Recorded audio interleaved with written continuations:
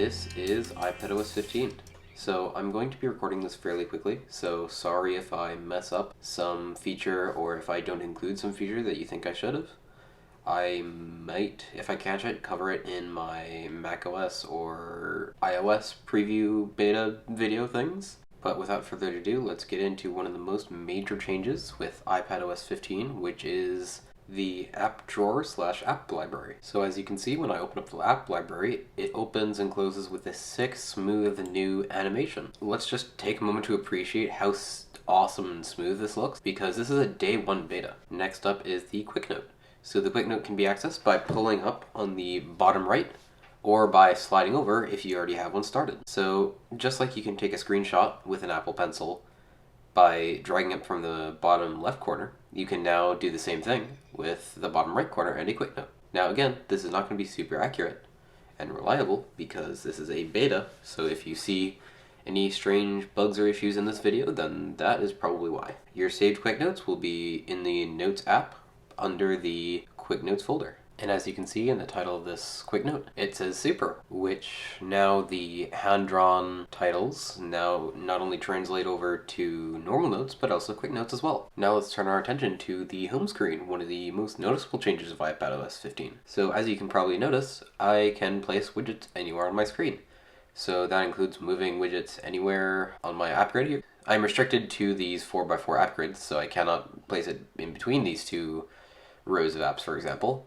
But it's a heck of a lot better than it was before. I can only really place this big widget in one of the 6 quadrant things. There are also these 1x1 widgets, which kind of take the place of the iOS 2x2 widgets, which they can get away with because the app spacing is much greater in iPadOS. And then there are also the very, very large widgets, which I'm going to show an example of one of these with files.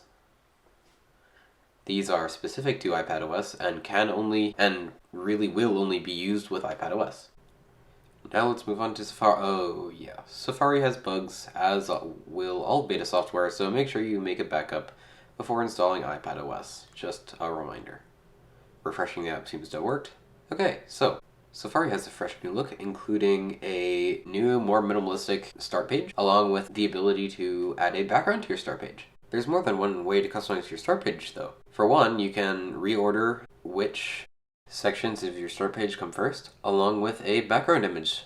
You can also sync all of these throughout your devices using iCloud, which is the top option there. So if you change your background or change any of these settings, it'll be synced across to your iPad, iPhone, and Mac. Next, let's look at the main redesign of Safari, which is how the tabs themselves look. So as you can see, they all kind of show up as these little bubbles that kind of overlap each other as you switch between the tabs, which I find cool, but it's going to take a little bit of getting used to, especially on the macOS side of things, because the reload button is not at the top toolbar anymore. It is under the little 3 dots thing.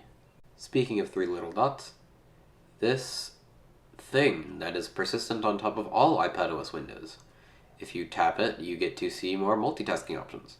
So you can do a slide over, and choose another app to put on the other half of your screen with split screen, or you can still use multitasking as usual by dragging an app up from the dock and putting it into one side of your split screen. This is just a new option on how to do that. More mouse and cursor friendly. Now, since this is a day one beta, there's going to be bugs, and here is a quick montage of some of the ones that I experienced.